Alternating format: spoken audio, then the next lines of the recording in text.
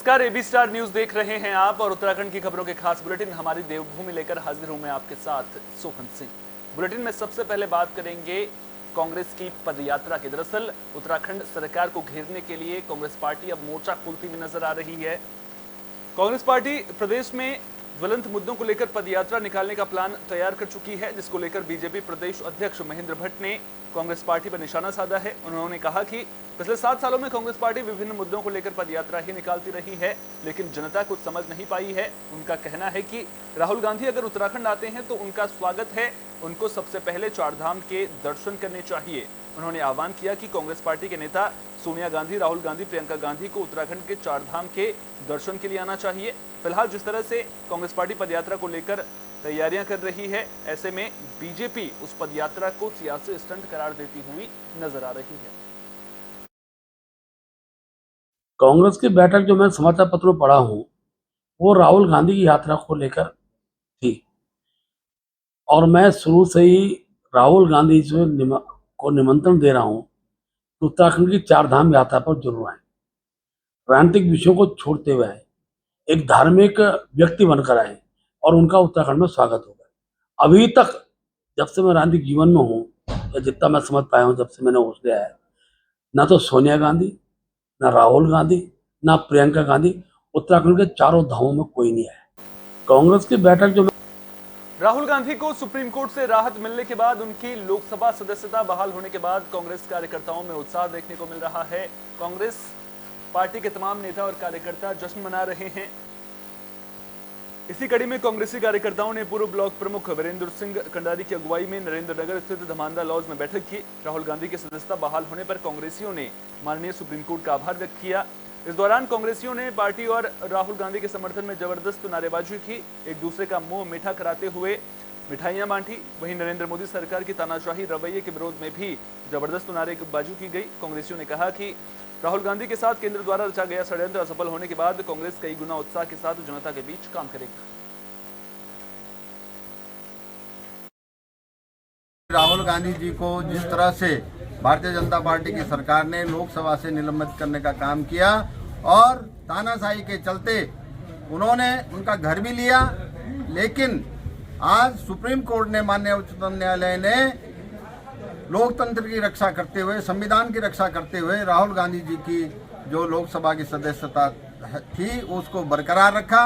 और उसके अतिरिक्त जिस तरह से एक साजिश और रची जा रही थी कि 3 दिन से राहुल जी की सदस्यता माननीय लोकसभा स्पीकर स्वीकार नहीं कर रहे थे, आज पूरे देश के दबाव को देखते हुए उन्होंने भी लोकसभा की सदस्यता को स्वीकृति प्रदान की है। राहुल गांधी जी द्वारा उनकी सदस्यता को फिर से बहाल कर दिया गया है। इसके लिए सुप्रीम कोर्ट का जो निर्णय है बहुत ही स्वागत योग्य है और ये निर्णय तो पहले हो जाना चाहिए था। इसके लिए हम पूरे आज कांग्रेस परिवार ने यहाँ पे बड़ी खुशी मनाई है। इस खुशी में जो है यहाँ पे हमने मिठाइयाँ बांटी हैं और इस निर्णय का हम हमेशा स्वागत करते रहेंगे और इस तरह का निर्णय चाहती हूँ कि आगे भी ऐसा होता रहे। जीत हुई है। अब सुप्रीम कोर्ट के इस फैसले की हम पे बड़ी खुशी की लहर है। देशवासियों में सभी ने इसको खुशी से मनाया और माना है कि सुप्रीम कोर्ट का फैसला जो आया है उससे कांग्रेस और हिंदुस्तान में एक बीजेपी विभाजन विभीषिका दिवस को लेकर तैयारियों में जुट गई है। उत्तराखंड में भी बीजेपी बड़े स्तर पर विभाजन विभीषिका दिवस मनाएगी, जिसको लेकर के तैयारियां परवान चढ़ती हुई नजर आ रही हैं। प्रदेश मीडिया प्रभारी मनवीर सिंह चौहान ने जानकारी देते हुए बताया कि प्रदेश अध्यक्ष महेंद्र भट्ट के निर्देश पर 3 सदस्यीय समिति का गठन किया गया है। मनवीर सिंह चौहान ने बताया कि प्रधानमंत्री नरेंद्र मोदी ने उन सभी लोगों को श्रद्धांजलि देते हुए उन सभी लोगों को याद किया है जिन्होंने विभाजन के दौरान अपनी जान गंवाई थी। उन्होंने हमारे इतिहास के उस दुखद दौर के पीड़ित सभी लोगों की सहनशीलता और धैर्य की भी सराहना की है। उन्होंने कहा कि पार्टी का मत है कि देश के बंटवारे के दर्द को कभी भुलाया नहीं जा सकता। यही वजह है कि पार्टी ने बंटवारे में विस्थापित होने वाले और अपनी जान गंवाने वाले हमारे लाखों भाइयों और बहनों के संघर्ष और बलिदान की याद में 14 अगस्त को विभाजन विभीषिका स्मृति दिवस के तौर पर मनाने का फैसला किया है। वहीं दूसरी ओर कांग्रेस प्रदेश प्रवक्ता शिवपाल सिंह बिष्ट का कहना है कि देश विभाजन का 10,000 लोगों ने दंश झेला है और बीजेपी अब इस कार्यक्रम के जरिए ध्रुवीकरण की राजनीति कर रही है।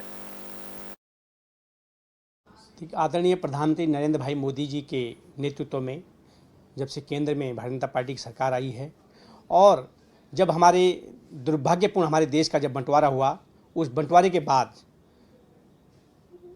बंटवारे की दंश जिन लोगों ने झेला, जो हजारों लाखों लोग उस बंटवारे के दौरान मारे गए, उनको श्रद्धांजलि देने के लिए भारतीय जनता पार्टी पूरे देश भर में विभाजन विभीषिका स्मृति दिवस के रूप में इसको व्यापक रूप से मनाने जा रही है।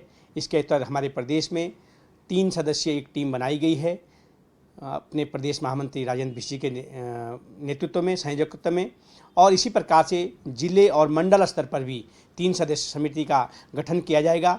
और इस आजादी की एक लंबी लड़ाई लड़ी स्वतंत्रता संग्राम सेनानियों, देश के लोगों ने, और जिन लोगों ने आजादी की लड़ाई लड़ी वो उस दौर के दर्द को जानते हैं कि अंग्रेजों ने किस तरीके से हम लोगों पर अत्याचार किए, और अंग्रेज जाते जाते देश को विभाजन का दर्द दे गए, हम उसको नहीं भूल सकते हैं। लेकिन आजादी बड़ी कुर्बानियों के बाद, बड़े आंदोलनों के बाद, बड़े संघर्ष के बाद मिली है। उस आजादी को बनाए रखना हम सबका कर्तव्य है, और उस लक्ष्य की प्राप्ति देश की प्रगति से ही संभव है, और देश की प्रगति तभी संभव है जब हम आपसी एकता के साथ, बंधुत्व के साथ मिलजुल करके देश। देहरादून में महिला सशक्तिकरण और बाल विकास विभाग ने कार्यक्रम का आयोजन किया। इस दौरान उत्कृष्ट काम करने वाली महिलाओं को सम्मानित किया गया है। तो उत्तराखंड की महिलाओं को तिलू रौतेली पुरस्कार से सम्मानित किया गया है। प्रदेश में उत्कृष्ट काम करने वाली इन महिलाओं को सीएम धामी ने सम्मानित किया, जिनमें दून की मानसी नेगी समेत 13 महिलाएं शामिल हैं। इस दौरान आंगनबाड़ी कार्यकर्ताओं को भी सम्मानित किया गया है।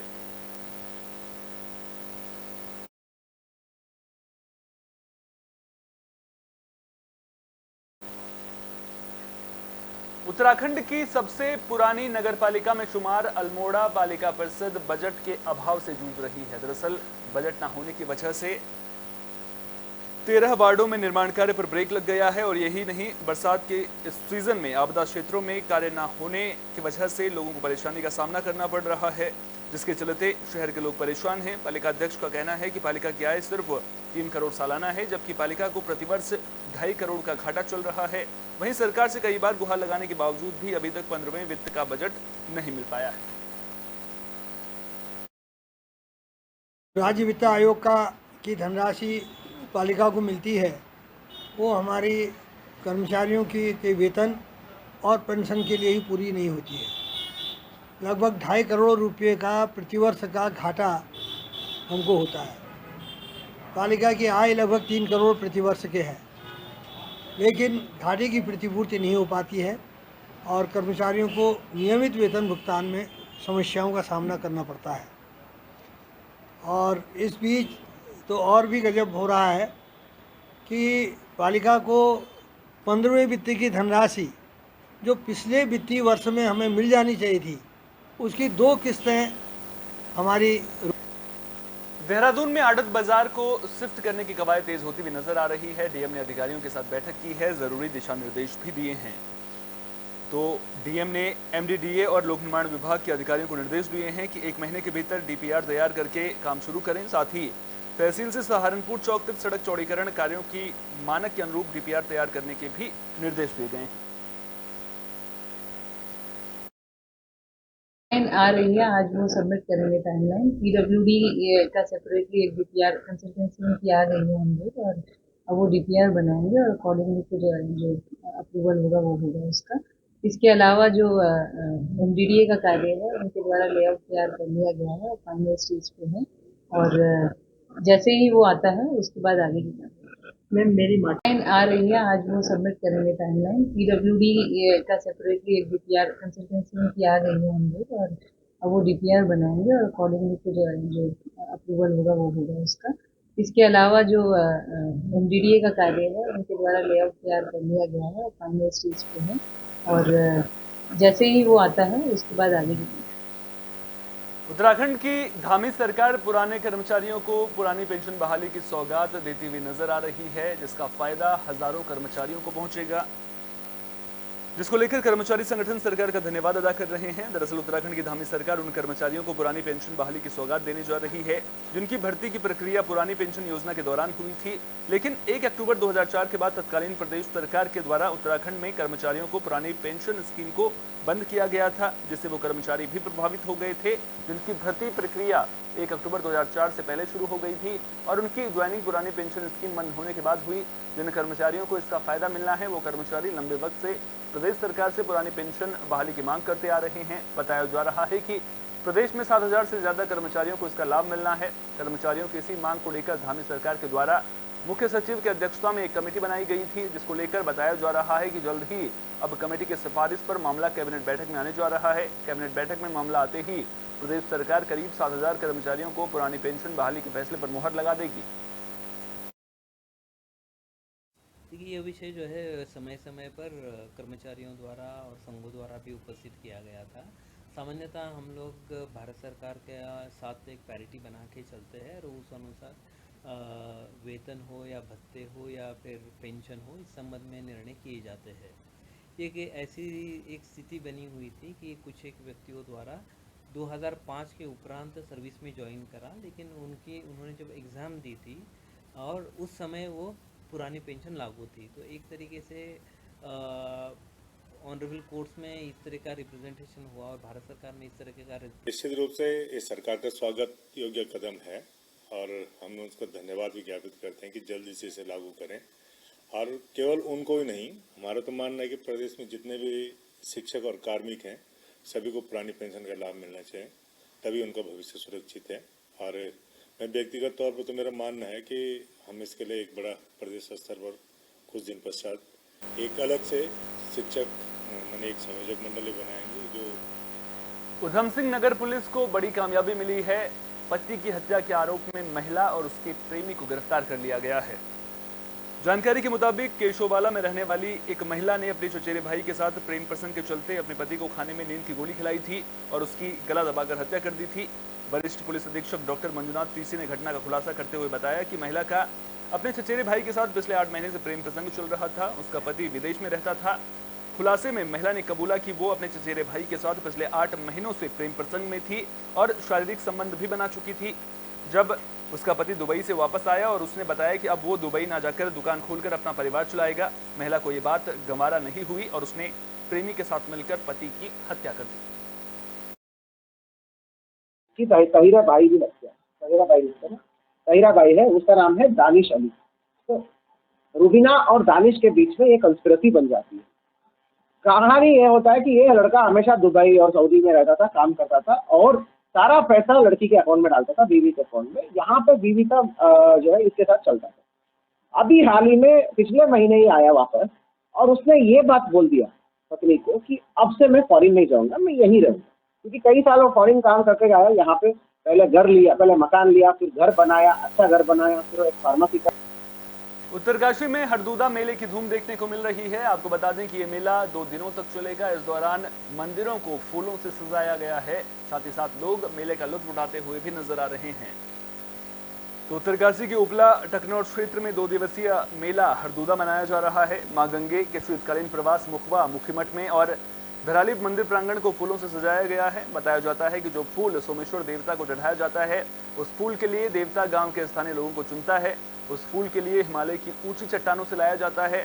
उसे फूल को ब्रह्मकमल कहा जाता है। हरदूदा मेला 2 दिवसीय मनाया जाता है। रात के दौरान दूध की होली प्रांगण में मनाई जाती है, जिससे इस मेले में सभी गांव की महिलाएं सोमेश्वर देवता को दूध चढ़ाती हैं और रात के वक्त रासू से झूमते हुए लोग नजर आते हैं। वहीं दोपहर के वक्त सोमेश्वर देवता की डोली और पशुआ सभी को अपना आशीर्वाद देते हैं और डांगरियों के ऊपर नंगे पैर चलते हुए भी नजर आते हैं। आज उपला टकनौर के सभी गांवों में हारदूत मेला बड़े धूमधाम से मनाया जा रहा है। इसी क्रम में भंगेली में भगवान सोमेश्वर देवता का जो हारदूत का मेला होता है, सभी ग्रामवासियों ने समस्त क्षेत्रवासियों के साथ बाहर से जो भी अतिथिगण आए थे उनके स्वागत के साथ बहुत ही धूमधाम से मनाया। आज उपला टकनौर के बुलेटिन के आखिर में बात हल्द्वानी की भी कर लेते हैं। दरअसल हल्द्वानी में पुलिस की टीम को बड़ी कामयाबी मिली है। पुलिस ने चोर गैंग का खुलासा कर दिया है। 5 बदमाशों को गिरफ्तार किया गया है। चोरों का ये गैंग संभल का है।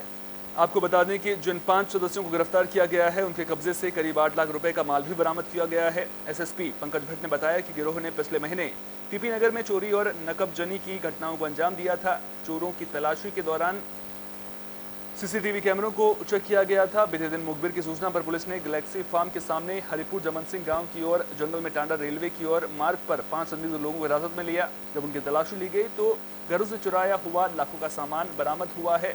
उन्होंने बताया कि पकड़े गए अभियुक्तों में से 4 संभल के रहने वाले हैं जबकि एक बरेली का रहने वाला है। टीपी नगर में लगातार कुछ घटनाएं सामने आई थी पिछले दिनों, तो उसमें 4 जो घटनाएं हैं उनका खुलासा हुआ है। इसमें संभल का गिरोह सामने आया है। इसमें लगातार सीसीटीवी की फुटेज और जो सीडीआर था उसका एनालिसिस किया गया। इसमें हमारे एक कांस्टेबल नवीन राणा द्वारा बहुत अच्छा प्रयास किया गया, जिससे इस गैंग को ट्रैक करने में पुलिस को बहुत मदद मिली। गैलेक्सी फार्म के पास इनको रेलवे क्रॉसिंग की ओर जाते हुए जंगल की ओर ये 5 लोगों को पुलिस ने गिरफ्तार किया है। इनसे 4 जो इस बुलेटिन में मेरे साथ इतना ही। देश दुनिया की तमाम अहम खबरों के लिए बने रहिए AB स्टार न्यूज के साथ। फिलहाल दीजिए इजाजत। नमस्कार।